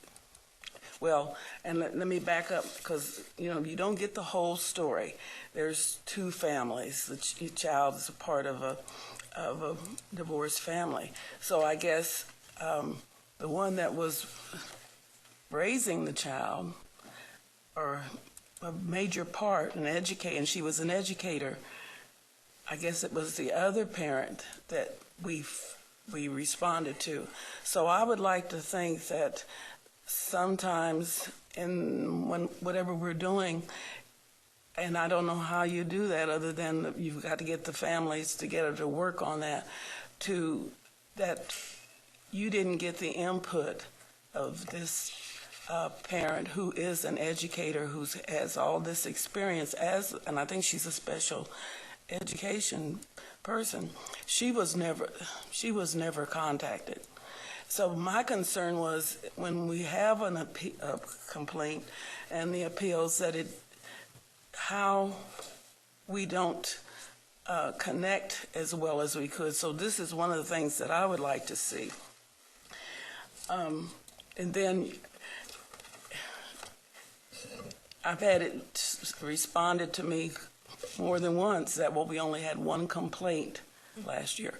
I don't like that response because, and then the gentleman this morning said there was only 3. My concern is a lot of our parents don't know what to do to complain. I think I'm hoping not, but I think the state of Kansas, and we only had 1 or 3 complaints, I think there had to be more parents that had problems. Interestingly, here again, I received a call from a mother and with a problem, special ed, and I visited with her yesterday, which was perfect because it's still sort of in my brain, our conversation. Again, it's always 2 sides of things. But anyway, my concern with this situation is, in listening to her, I asked her, I says, well, first of all, what's going to happen at the school? She has moved him to another school. And so I'm hoping that there's such a negative history at the one school that maybe getting a fresh start for her and the child will help. But I asked her if she wasn't satisfied with the principal and what they did, what was her next step. She said she called Mr. Dennis here. She says she called 3 times. And of course, Mr. Dennis referred it to, I guess, the school, because I called the special education director of the district. And she said, oh, yes. She said, Mr. Dennis is really good about calling us and visiting with us. My thought there is I'm concerned. I mean, that's okay, but Colleen, did your department never get any calls? Did the director never call you? And I just don't want to give the name of the district or the director, that I can do that later on. But Sure. Why wasn't, to me, there was a neglect there that this parent is still frustrated and struggling. So the one thing that I would like to see with this appeals process, that it's clear, and it's clear, it goes back to the districts and to the special ed directors and all, that we need to have something for the parents to know. And I don't know if that'll be in the end, that it'll be in the what's the book that we give, all districts give? I just lost the proper Policy, word. or The handbook. The written handbook each year. I don't know what, but I want it so that parents know what they can do. And that's been my major concern, that our parents still don't know what to do. And when they do, in this case, I really think that your department should have talked to this parent. Maybe that would have settled her. So then, after I asked her that, she'd already contacted us, and she was not upset with the agency, that, she felt like that here we had done what we could. So then I asked her, had she ever contacted the Disability Rights Center for them to help her, and she said, well, yes, she had an appointment soon with them. So I'm hoping that they can sit down and help her, and I know they will, maybe to her to see both sides of the problem. Sure. And if I could, and I'm sorry I went so long. No, and I want to just respond to a couple of things. And generally, Mr. Dennis' office does send those up to our office as well, and I'm just unsure about that particular student. But within the ESI regulations themselves, there is a component there that the ESI regulations have to be posted on each school's website and included in the school code of conduct, the handbook, or somewhere else, so that the parents, because that was a concern initially when the regulations were passed, that parents wouldn't be aware of that. So that was one way that was trying to ensure that there was access for all parents to the ESI regulations. And if I can just touch on the complaint piece of it too a little bit more, maybe before we even get into what the appeals process is or looking at that. The complaint piece within the ESI regulations themselves says, if a parent, any parent of a student, because the ESI regulations cover all students, can take a complaint that the ESI regulations were violated to the local Board of Education. And then the local Board of Education has to follow a pretty prescriptive time frame in terms of conducting an investigation and releasing a written findings of fact. And those written findings of fact go to the parent, and they come to us too at the department. And so it is pretty prescriptive that the local board has to do an investigation of some sort. Now, the local board could do it of themselves, or they could hire out. In the one instance that we do know, they did hire an outside attorney to come in and do the investigation into had the ESI regulations been violated. So that does happen. But we agree, on the one, how can we do a better job of letting parents know? It is in the handbook. Last year was the big push to have those conversations, but we do know that this is sometimes a sensitive subject for schools to talk about with parents, because you're talking about seclusion and restraint are both, emergency interventions, safety interventions. So how can we build resources to help school staff and teams talk with parents about the regulations themselves and the resolution pieces that are available in the regulations? So this appeals process would be going one step further, because I just do want to remind you that there is a complaint procedure within the ESI regulations themselves. This appeal process goes one step further after that decision is made. To clarify, Jana, first I had thought that the policy did require school districts to have the complaint process and appeals process, or just complaint process? Just complaint process. Just the complaint process on their website and in their handbook. It does. Okay, so I thought perhaps there was an appeals process that was outlined within that, but it is not addressed now. There is no appeals process. The complaint process for the ESI regulations is the decision by the local Board of Education. Okay, thank you. Jim McNeese. I was wanting. I'm sorry. That's all right. I thought you were finished. I appreciate that, but she said something and it triggered something else that I forgot to say. My concern in this last situation is that we need to, and the legislature won't give us money for professional development, but our districts do a good job, that we need to really focus on professional development, because what she shared with me is that now this was just me, what I received, both the teacher and the paraprofessional, I felt like, I never said this to her, I hope, but that they needed some training, that there was a problem there, and that started all this ugliness that kept going on. And I do think that is the great piece of the ESI regulations. Again, I talk about that required training component, and we did do trainings specifically for paraprofessionals last year, and we will continue that on, because we do know that remains a place that additional training and support can be provided to. These folks that work with some of our most challenging kiddos sometimes receive the professional development. So this is a place we've been able to offer for your low-cost professional development. Thank you. Jim McNeese. Thank you, Madam Chair. First of all, to you and the staff, thank you for a good job of implementing these. From the original time that we began, there wasn't much time to do it, and we did a lot of work. You guys did a good job. Anecdotal evidence of that is the conversations that I'm having in the field today are way different than they were a year ago.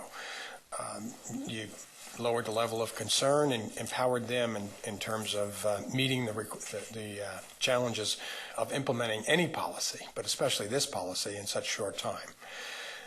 The issue of there is an appeals process in there, and God knows that as administrators and school boards, we're used to complaints.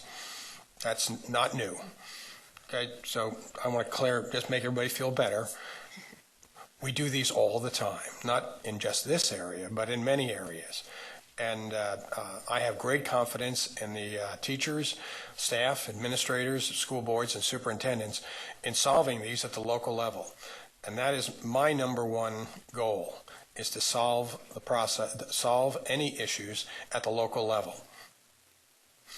So I guess in terms of that, there's an appeals process within the appeals process at the local level, before it gets to the department or others.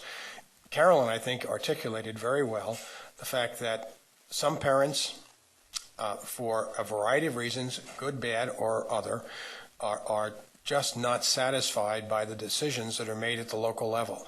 And we do need clear articulation, or call it a scaling ladder, of who do I call and where do I go if I'm not satisfied with the decision that's been made at the district level. And that should be communicated within policies as well, as also in clarifying in the process. As I have sat many times and said, if you don't like my decision, here's who you go to. That's the process we have. And it's a fair process. It's not an indictment that this is the decision we made at the local level. This is, now where do I go from here? That has to be clearly articulated. Now the who can bring a complaint.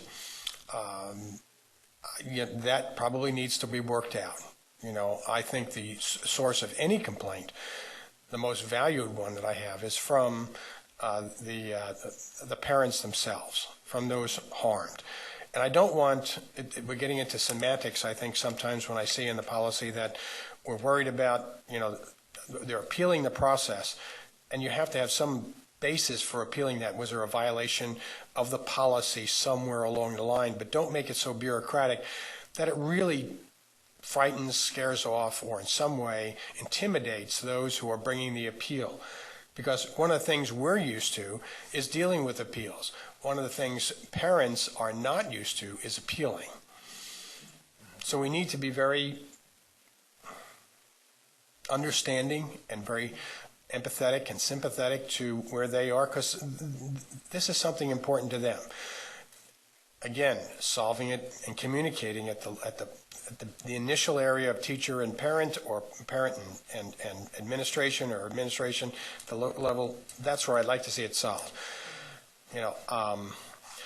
At some point, someone's going to either have to tell somebody, if I'm the principal and I say this is my decision, and somebody's going to tell me, yeah, that was good, or no, fix it. And then I need to go fix it. So I think we're going to need some kind of support for local level administrators and boards in terms of how they respond. We've done a good job of providing direction on the implementation, but now what is the appeals process? So the training for those who are going to be part of the appeals process, whether they be the point administrator or special ed administrator or who, I think would be something that would be, I'd want to see in there. Finally, the representation that people have, they need to be made aware in the appeals process as they go through of other support agencies and groups that could be of value to them in their process. Because they sometimes, and the disability rights group is one that I can think of immediately, but there are others. They need to also have their information presented, that if you have a question, concern, or need an advocate to articulate your complaint, we need to be proactive in providing parents, with resources to help them articulate their complaint. Many times it's an emotional response first, and then later it's a more direct response in terms of what bureaucracies need in their complaint process. So I'd help the parents be helped. Even though it seems like we're throwing it to the enemy, they're not the enemy. They're partners with us. They just come from a little different vantage point and are good folks, and we need good folks to make good decisions. And I'll go back finally, and I'm sorry for making this lengthy, but I'm trying to deal with the issue itself, what they want to hear. The role of the Department of Education needs to be clearly outlined in any appeal process. And I know that informally we do a lot to help superintendents and boards and administrators and special ed cooperatives to meet the challenge of appeals. That sometimes we're the ones that say, no, you didn't do that right.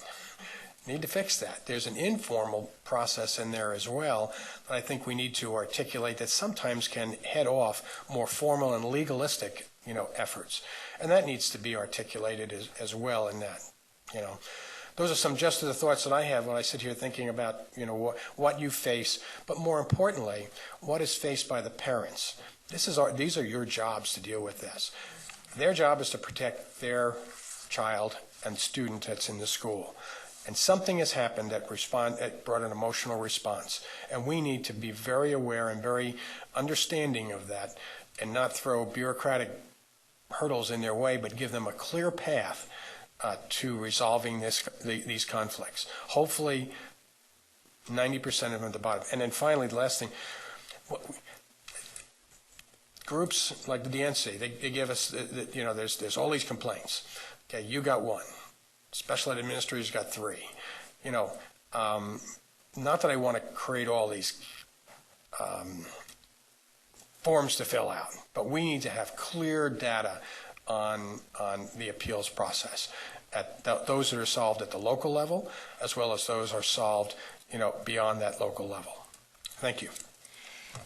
Thank you. And if I can just add something just really quickly. The one complaint that we were aware of was actually the utilization of the complaint process within the ESI regulation. We did have talks with parents, but we also had a lot of conversations with school personnel throughout the year. I should say, though, concerns about how the ESI regulations were implemented, probably under 10, really, from hearing from parents, but there were a ton of calls from also school folks wanting to implement the regulations appropriately and completely. So that one, I just want to make sure that that's the one we knew about, was actually using the ESI regulation complaint process. And that's good to hear. And truly, I think as this becomes more well known within the school communities, especially within those communities where there are challenges typically, but in any circumstance, because this is regular ed, special ed, that we need to make sure we solve these problems at the local level and not in a newspaper.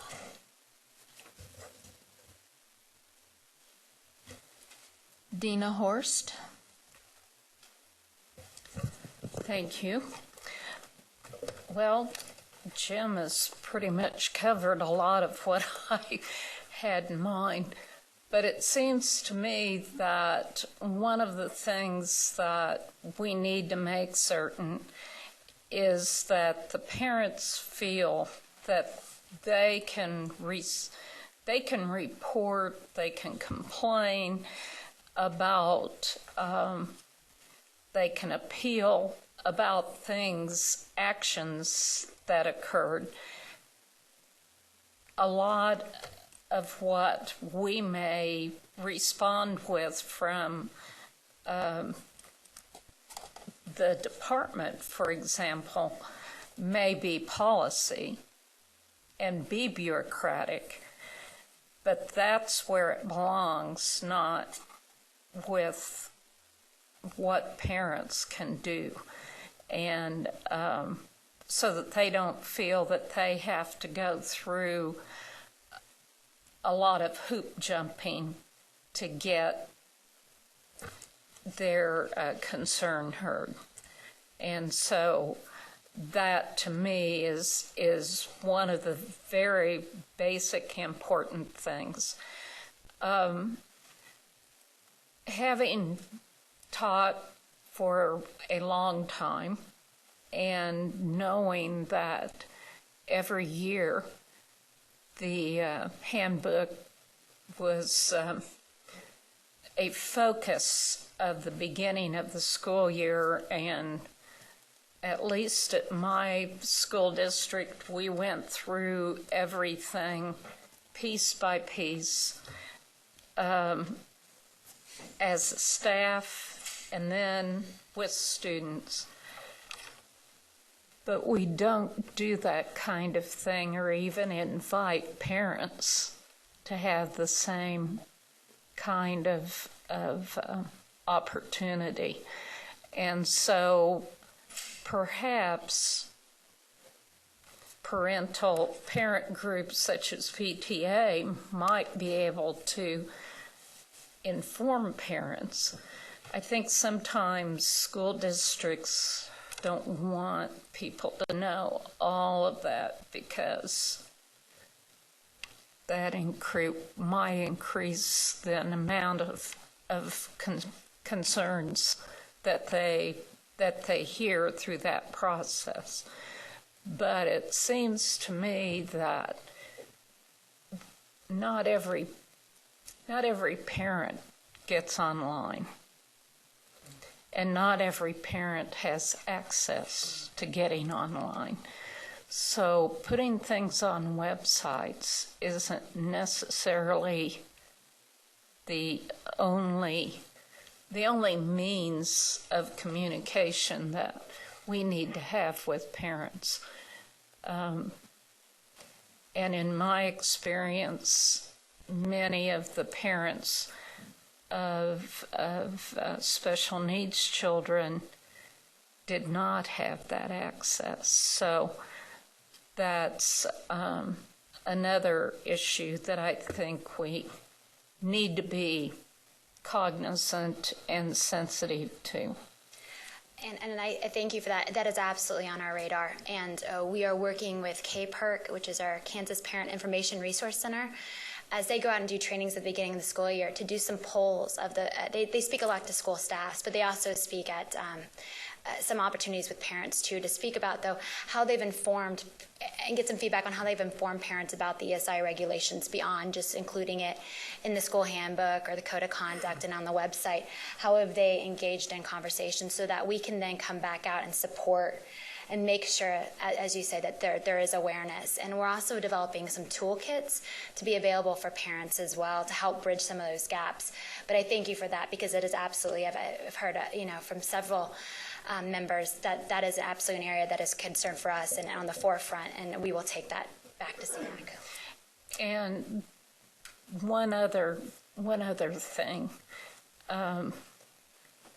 One of the things that Carolyn said that Dale had gotten the call and then called the school district. And I'm not sure you ever, as a department, ever heard about it. It seems to me that that communication we need to make sure that all of the concerned individuals within the department at least are aware. So the expectation of you knowing when you didn't know doesn't ever occur. I'll say too that we will double check and we'll absolutely get with you and speak. That'd be great. As I've been called out of meetings before by Mr. Dennis for a parent concern to speak about it. So he does do a phenomenal job of passing it on. And I think that is a testament to the agency. And I don't mean anything bad about that, but I think we always that internally we need to make sure that everyone knows that should know that was an issue. Absolutely. Thank you, Madam Chair. Sally Cobble. Thank you, Madam Chairman. I'd like to go back to what Jim brought up, and that is after the parents have exhausted their avenues with the local situation. Now that's where I'm thinking then the appeal process comes in. Sometimes I'm wondering if we're all talking about the same thing here on an appeal process.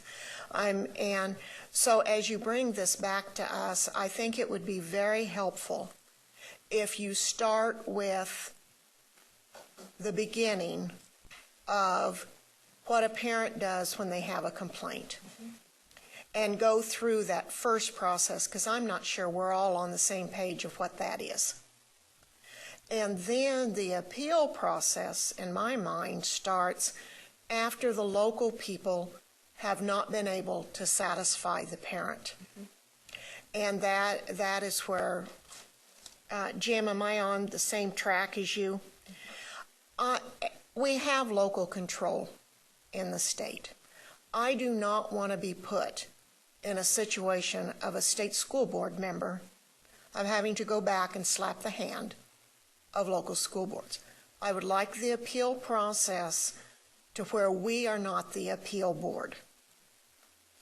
And I may be in a minority on this, but we are not trained as an appeal board. And we are not trained negotiators or mediators. We are a policy board. And I don't want our board to end up becoming an appeal board.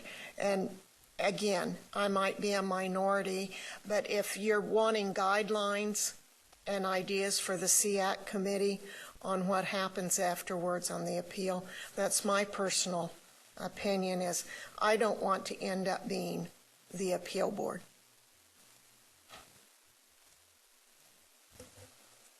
John Bacon. Thank you. Jana, do you remember when we passed the guidelines? Has it been 10 years ago? The first guidelines, I believe, were in 2007. Quite a while back. So, and at that time, it was told to us that basically everybody was doing the right thing. We didn't hardly need to even be discussing this topic. But then when we pass regulations, then the staff has to get busy and go out and educate everybody. I'm surprised because I thought everybody was following the guidelines. So I'm shocked at the amount of work it's taken this last year and a half to try to tell everybody how this needs to be done. That wasn't, so I guess from where I sit, from my vantage point, we did the right thing because obviously things weren't being followed when they were guidelines. So we made them regs, and now everybody's on board doing the right thing. I wanted to agree with what's been said with previous board members about the appeal process. I don't see that in this draft that supposedly was put together by staff, referred to earlier today as option 2. So are we back to the drawing board, or are these requests satisfied in the option 1, where it talks more about what a parent does instead of this option 2 appears to me like something the department should already be doing, is to making sure that the districts are following our regs. That's basically all it says in my view. This other option talks about what a parent's remedies are if they're at a stalemate with the local board or local district. So I'm wanting to hear from you. What are you taking to the SEAC committee on Friday? Sure, I think it's a very good question. Because perhaps I didn't frame that up as well as I could have. And first, let me say, the regulations, we went across the state. I didn't get the feeling from the presentations that folks were not operating under the guidelines, but that more it was now regulation just kind of throws it into a whole new ballgame. So folks just very much wanted to make sure that they had shored up any practices. So I think the amount of work we did, it really is reflective, too, of that training component, that's within the regulations. In response to the option 1 and the option 2, I just wanted to, we did draft that option 2. And it was because we wanted to be able to provide SEAC with something to discuss other than the option that was presented by DRC. Neither option is endorsed by KSDE, and that's kind of the crux of it. But they're both in front of SEAC for consideration. What we wanted to get from you today is to get some additional thoughts or additional pieces, because these are very draft. The option 1, as presented by DRC, it speaks to individual incidents. Option 2, as was drafted by our team, speaks to more of the policy issues. So they are very different in how they look and how they feel. And both occur after the investigation has occurred at the local level and a decision has been rendered by the local Board of Education. So that is, as Sally pointed out, that is when the appeals process kicks in. It would be this next option. So SEAC has both of these in front of them on the table, and it was just presented to them in July, and so they are weighing just kind of the different nuances out of both. Whether to make a recommendation to you on one, either or none, or it could be a third option I haven't considered. That's why we definitely wanted to touch base with you today to make sure that we could have a discussion with SEAC to make sure that your needs and wants in terms of appeals process were adequately communicated, because these are just two stabs or two attempts at an possible appeals process. Just to respond a little bit, I think you started your comments on the second part of your presentation by saying that you hit the folks cold in April of 2020. And in my view, they've already been doing this, or 2013, they've already been doing this for 6 years, so I don't see that as hitting them cold. This is guidelines that they've known for some time. So I don't agree with that. The other thing, so could you explain to me in option 2, the draft that you put together, staff here, how are the ideas that were communicated today incorporated in this draft? And why would you even present it until the ideas you hear from this board are incorporated in the language of option 2? Sure. You know, and I don't think in terms of some of the parent concerns that's probably in there, although a parent can bring this concern. It is an appeals process in response to that request of what if a parent still has concerns after it's been decided at the local level. So it is an appeals process in that respect. Now, in terms of discussion about the different points that have come out today. How does it appeal the decision made by the district? Because what you're asking the parent to do is to ask us to go look and make sure that they've got a policy in place. That's really not, I don't know that anybody has suggested that today. So how are you going to modify this option 2 before it goes? I would say we're going to bring it back to SEAC, for SEAC for discussion. With no changes as we see it here? Well, you know, really. Because that is not the direction that I would like to give SEAC. Sure, and I think it's just a place to begin discussion. That's really how we look at it. The last meeting, we really just presented 2 options of consideration. And again, one was more focused on the individual incident, and that was the one presented by DRC, and one was based on policy. We will absolutely communicate what you have spoken today when we talk about the second draft that was prepared by us. Okay. But that's really where the conversation is now. And I do want to apologize for the cold comment. I think it was just the realization that it was regulations, because you're absolutely right. They were operating under regulations for that. That was what I was hearing in the field. So this wasn't anything new. I've been doing this for a long time. Goodness, every once in a while, I know I use a word that probably is a little out of context. And so my apologies to all of you and to the field for that. But there was one big difference. The guidelines were for special ed students and the regulations were for all students. Isn't that correct? Well, the first set of guidelines were for special education. The second set of guidelines were for all students. Okay. But the regulations really did tighten things up and made staff in all avenues of education aware of their involvement that needed to be there, including bus drivers and paraeducators. I felt like that was the big gorilla in the room, so to speak, that those regulations were much more encompassing than the guidelines in dealing with everybody. So we still have... Well, John, were you finished? Exactly what are you going to do? As Colleen, are you going to respond? What changes will be made to this to incorporate the suggestions that are made here by Jim and Dina and Sally? Well, and like you, before a board meeting, you receive a packet of information in order to be prepared. Yes. What we've prepared for SEAC is option 1 and option 2. But then when we go to SEAC for the August 22nd meeting, they also know that we were coming to prepare, or we were preparing for this update to all of you. And so the third piece of that will be considerations from the state board for SEAC to have as a part of the discussion as well. We also anticipate, like you've had here, we will have public comment. Because since the last SEAC meeting, there has been widespread notice of the meeting, and so we anticipate that there will be other groups that will want to weigh in as well. So SEAC will have option 1, option 2, considerations from today from the board, as well as other comments and written as well as verbal from or go back and review our minutes from 18 months ago, because what I've heard today reflects almost exactly what I heard 18 months ago. I don't know what has changed, except I don't see it in this option, so I wonder where this came from.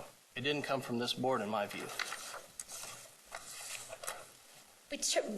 Working within the confines of what the ESI regulations actually state and what they do, that's really what this that proposed draft stems from, is that it requires a district to have a policy. So that's really where we started in developing that second draft. Now, there's two different ways to go with it, absolutely. There is the individual incident and that investigation for an appeals process, or there's looking just at the ESI regulations themselves, which requires a district to have a policy and those components of a policy. So that's the big difference between the two. And again, we'll bring, as Colleen said, all of these questions and considerations back to SEAC to have a different discussion. And I think it is important, option 1, option 2, but I do think there's probably an option 3 out there somewhere. We just have not discovered what that option may be. Well, I think it was our understanding that our input from today would be included in the next discussion, and I'm hearing you say that. Yes. Okay. It is noon, but we do have 3 people who have names for comments. So, Jim McNeese. I don't know how my name got back up there. Oh. It fooled me. I can remove it? Please. Ken Willard. Thank you, Madam Chair, and I appreciate the conversation that I was suggesting a little prematurely, I guess, earlier. But a few months ago, I had a parent contact me because her grandchild, for whom I think she had guardianship, had been secluded repeatedly. And she had asked that it be stopped, or asked to be called when he got out of hand so that she could come and calm him down or whatever. But instead, he had been secluded repeatedly. And she felt like she was just not being heard. In that process, somehow a mediation had been scheduled, and she called and begged me to make time to come. And so I was able to get in on part of it.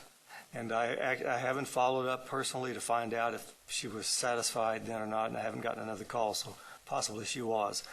But if she were not, and she were to be operating under this staff presented option, she would have, as I read this, the option of complaint. First of all, she would have to write up a new complaint, a new written and signed complaint.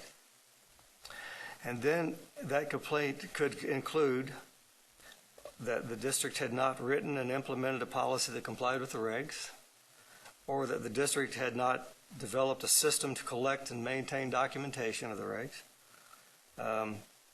The school had not compiled and submitted to the district biannually information to the Department of Ed regarding the regs.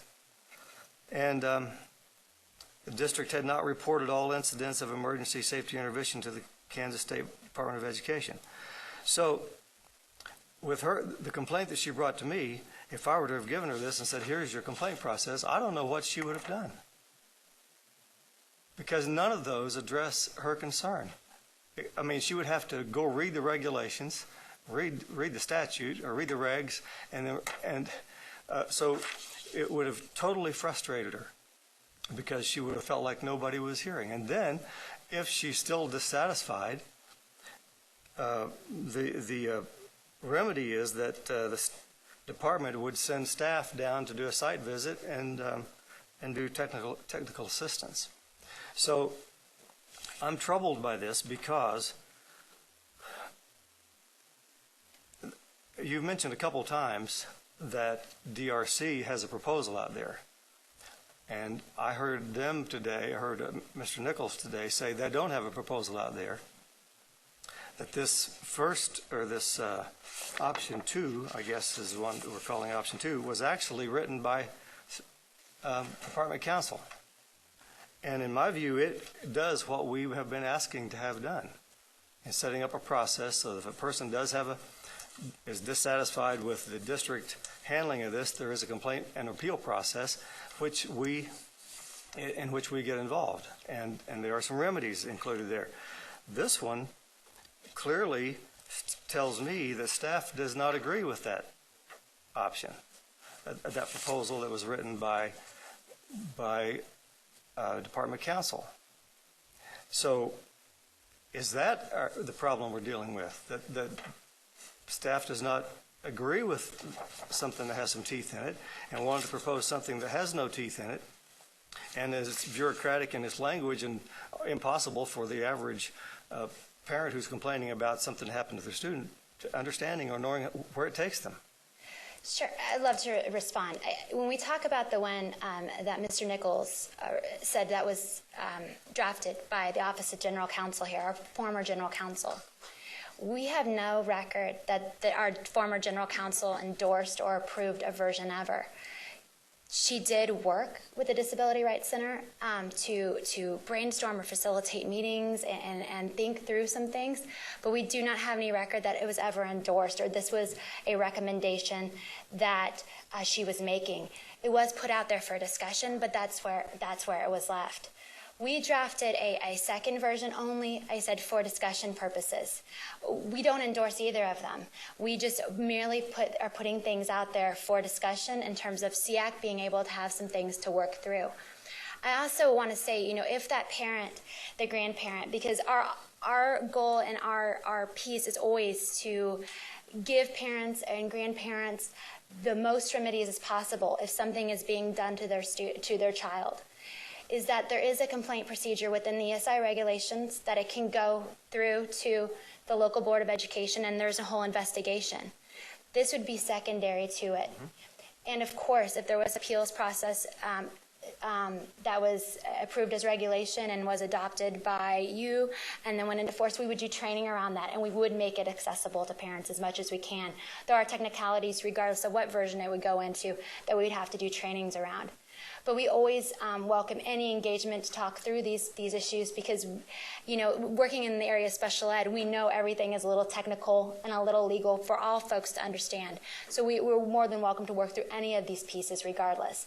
But again, I want to say neither version has been endorsed by KSDE. They are versions only for consideration and talking points for SEAC to begin a full discussion about the appeals process. Well, this is not a new discussion for SEAC, is it? It is a discussion that hasn't been fully had by SEAC yet. Well, okay. We update SEAC every meeting on ESI, and so there are discussion points that come up, but in terms of fully considering to make a recommendation to you, that is something that is on the table for SEAC. Well, I would just say that when these two options that apparently have not been endorsed, but I think I heard Mr. Nichols say this was a compromise over a number of conversations with council before it was written, and that they had agreed to that. So I'm just confused, and it seems that the offering of this piece for SEAC to consider can serve the purpose only of being more confusing, which is... I believe Scott could clarify the development maybe of option 1 and so forth. If I may clarify, and Janet didn't know this, I didn't know it until about 30 minutes ago. Former general counsel was involved in helping to draft that. She didn't sit here and write it out herself word for word. That was a compromise. Yeah. She was working with the Disability Rights Center. And it was a rough draft. I can tell you that I've reviewed both versions that have been submitted, and in all candor, I wouldn't submit either one of them to this board for approval. The way that they're currently written, I have grave concerns. That is why I've made the suggestion and basically, pardon me, Colleen and Jana made the suggestion, take the recommendations from the board to find out exactly what kind of an appeal do you want. Do you want to be able to appeal the individual actions of the teachers, or do you want there to be an appeal of whether or not the individual school districts have a good policy? Because those are very different levels of appeal.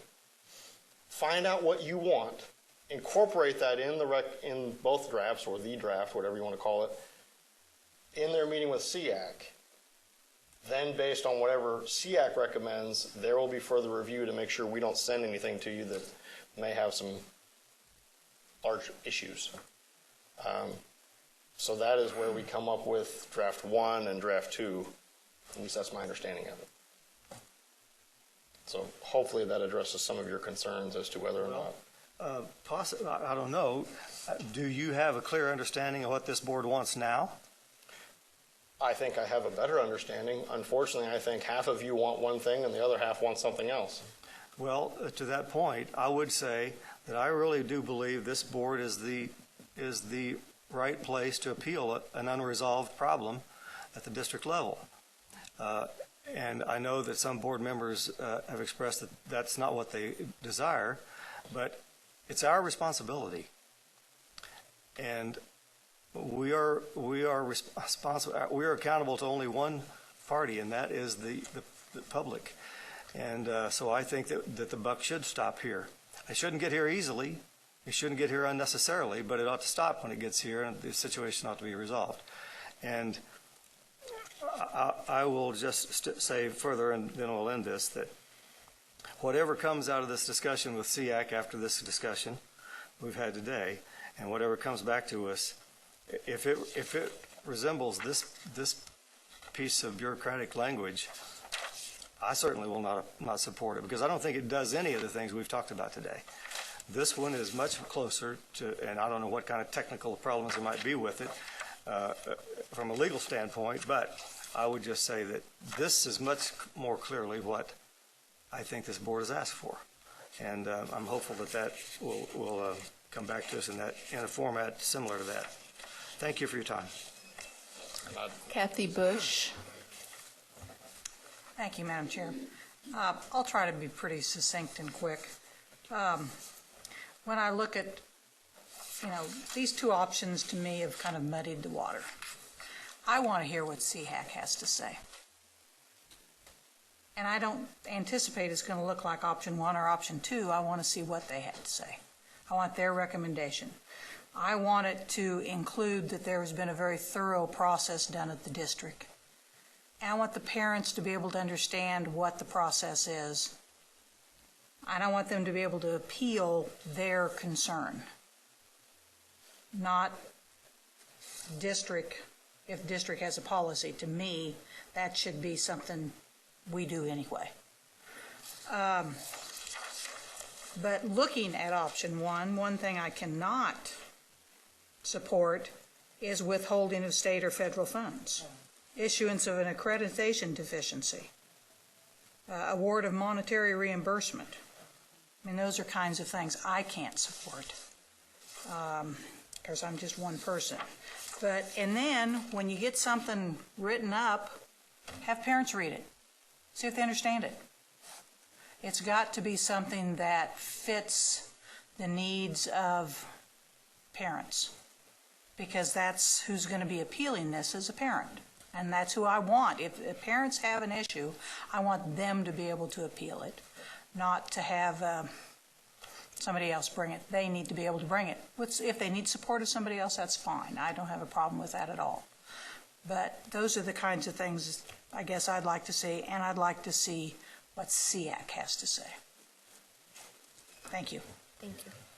Other suggestions or comments? I agree with Kathy. I would like to see an option 3. Considering our discussion today and SEAC having a thorough review of all the pieces that are on the table. So maybe you have enough input to at least have a discussion. I think we do. Thank you all. Thank you. The only thing is I hope that we can have an update next month. I know how it goes out to the field. I know all that. But I mean, just a brief update. When did you say SEAC meets again? They meet August 22nd. Okay. At 12:30. Okay. Here. Well, then that would be possible. Okay, thank you. Thank you. Well, it is lunch time, past noon, so we will recess for lunch and reconvene at 1:30.